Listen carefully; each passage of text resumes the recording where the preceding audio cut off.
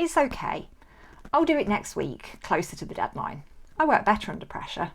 I am just not in the right headspace to do that today. Oh, I don't know where to begin, so I won't. Procrastination is when you postpone important things that aren't pleasurable and instead you do easier, more fun things.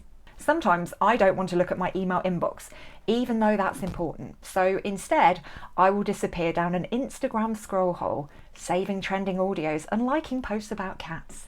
Procrastinating, putting it off, kicking it into the long grass, whatever you want to call it, it is not doing you any favours as a PhD student, so you need to deal with it. In this video, I'll tell you the 5 things that you need to know so you can deal with it. I'm Dr. Elizabeth Yardley and I've been supporting postgraduate students for the last 20 years. Procrastination is a very common issue in postgrad students, so if you are experiencing it on a regular basis, you are not alone. It often goes hand in hand with other joyous things like perfectionism and overwhelm and imposter syndrome, all of which I've made videos about, so I will link to those in the description. But we've got to tackle these monsters one at a time. So let's get back to procrastination and pick a fight with it. The first thing you need to know is that procrastination does not mean that you are lazy. When we're experiencing procrastination, we often feel bad about it, and there's a lot of guilt and shame associated with it because we have assumed that procrastinating means that we're being lazy. It does not mean that you are lazy. If anything, it's testament to wanting to do things properly. We want all the conditions to be right. We want all the dials to be turned in the correct direction before we even begin what we want to do. But the one condition that is not met, the one dial that is not where it needs to be, is the motivation one. Procrastination is not about laziness. It's about a lack of motivation for that one particular thing. It's also about not being prepared for how you're going to feel when the time comes that you have to do that task that does not fill you with joy. Which brings me on to the next thing that you need to know. Your future self is a jerk. You know that you'll need to get this task done at some point. This one that does not fill you with joy. This one that's just, ugh. But you think that somehow, magically, when the future arrives, when the day rolls around that you have to do that thing, you will just be motivated to do it and you will just get on with it.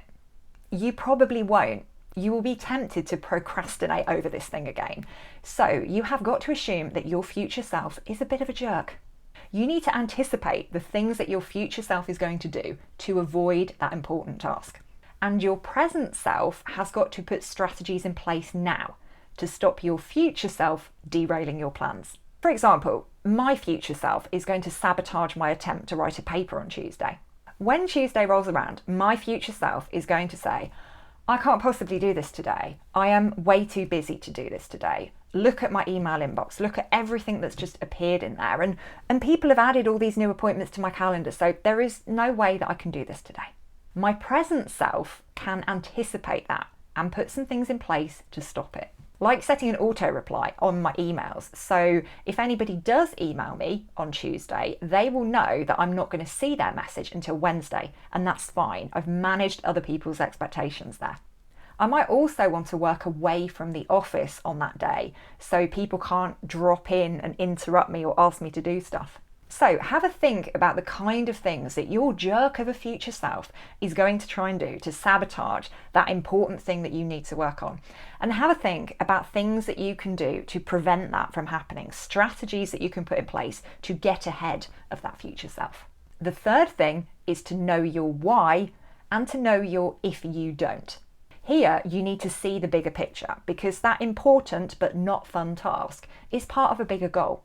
And that bigger goal is something that matters to you, so you need to remind yourself of what that is. So you've got to finish your ethical approval form, for example. But think about what this is a part of. So you need to fill in your ethical approval form so that the ethics committee can review it, so that they can approve your research, so you can do your study, so you can complete your PhD.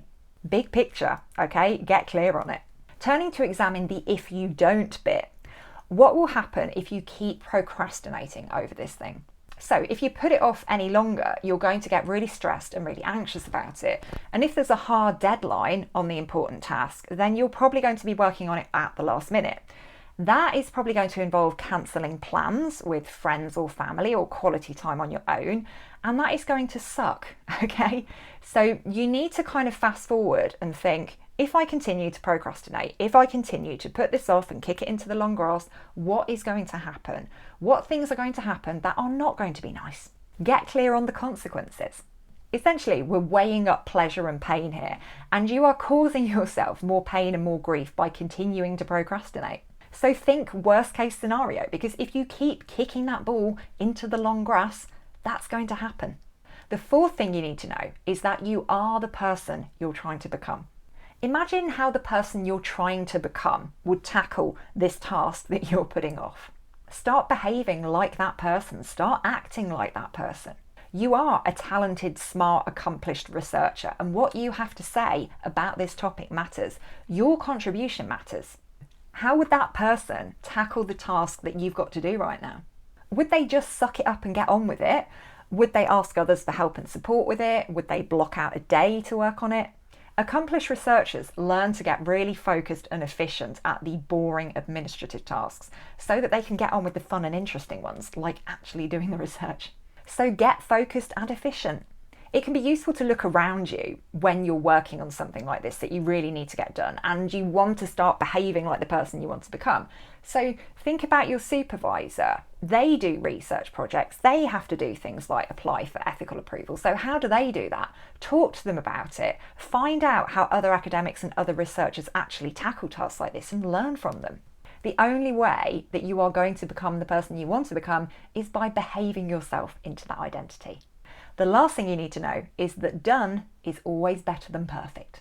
If you're really good at starting things, but you're not so good at finishing them, you've probably got a bit of perfectionism mixed in with your procrastination, because you're like, it has to be right, it has to be perfect. Learn to settle for less than perfect. Learn to settle for okay, for good enough. Learn to love a work in progress. The good thing about graduate school is that you are surrounded by people who can help you. Supervisors or thesis advisors, other members of faculty staff, mentors, other students. You can ask people for feedback for something you're working on before it's finished. You should be doing that because you'll get it done quicker that way. A sloppy first draft that has taken you a week to write, and then you've asked for feedback on it, and then you've amended it, and a couple of weeks later you've finished it. That is a much better way of doing things than of just keeping your work to yourself, not sharing it with anybody, not asking for any feedback, and taking like 7 or 8 weeks to get it done. So to recap, the 5 things that you need to know to tackle procrastination. Firstly, it does not mean that you're lazy. Secondly, your future self is a jerk. Thirdly, know the why and the if you don't. Fourthly, remember you are the person you're trying to become. And fifthly and lastly, done is always better than perfect.